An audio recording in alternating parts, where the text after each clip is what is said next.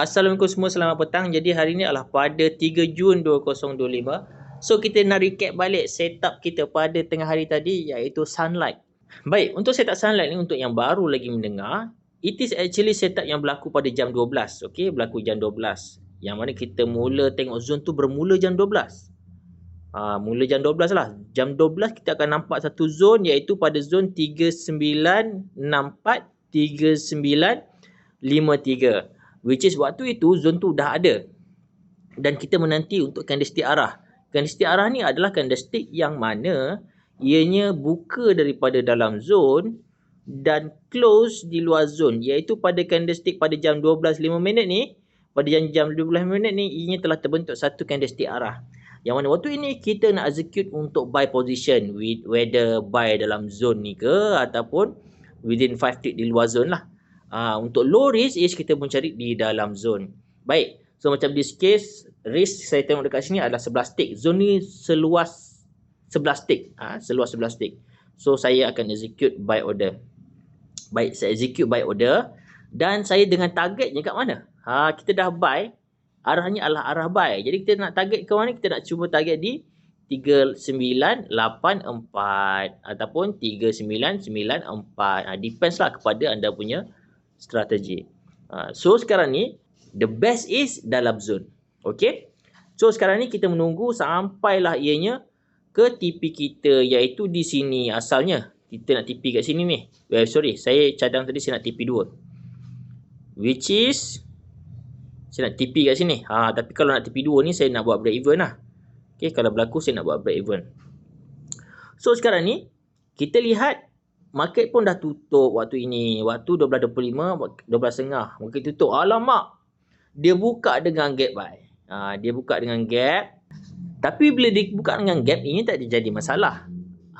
Yang jadi masalahnya adalah apabila ianya close di luar zone. Dia close jadi luar zone. Ini adalah tanda-tanda untuk kita say selamat tinggal. Dan kita pun masuklah untuk sell.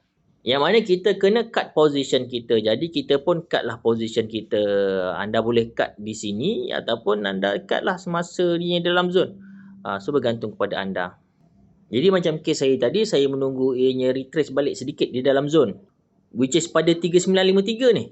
Saya EQ 3953 Untuk case tadi kita share dekat sini lah. 3960. Okay, kita pun 3960, kita exit market. Dan kita pun sell lah position. Kita sell position. Actually kita dah sell limit dekat 3953 ni. Ataupun dekat area 3948 ni pun okey je. Tak ada masalah. Asalkan anda queue lah within the zone. Okay. Ataupun plus minus beberapa tick. So sekarang ni kita targetnya ke mana? Ni kita dah kena buat dalam mode recovery ni. Kita kena buat mode recovery. Okay, kita mode recovery adalah kita nak cuba TP di TP 2. 1.5 ke 2. Ikutlah TP 1 boleh. TP 1 ke, 1.5 ni ke, TP 2 ni ke. Cuma kena ingat kalau nak TP 2 ni, kita kena ada strategi kita. Iaitu kita kena buat break even dan something like that. So, seterusnya, kita akan pergi ke next. Okay, kita akan pergi ke next candle. Apakah yang berlaku? Waktu ini berlaku, ramai dah ter-PM tertanya-tanya. Waktu ini berlaku, ramai yang dah bertanya-tanya, alamak Vin, boleh hold lagi ke ni? Macam mana ni? Jawapan saya, selagi mana dia tak close di atas zone ni, anda boleh je hold position anda. So sekarang ni, kita nak target ke TP kita, iaitu TP ke-2. Iaitu kita nak target di sini. Nak target TP 2 ni. Tapi kalau nak target TP 1 pun okey, tak ada masalah. Asalkan kita nak minimiskan loss kita je. Kecil besar untung kita ni pun adalah satu rezeki. So sentiasa bersyukur. Okay. So sekarang ni kita pergi ke seterusnya. Kita nak target ke TP 2 ni. Tapi kalau target nak TP 2, apa anda kena buat? Once dah hit je TP 1 ni, make sure break even.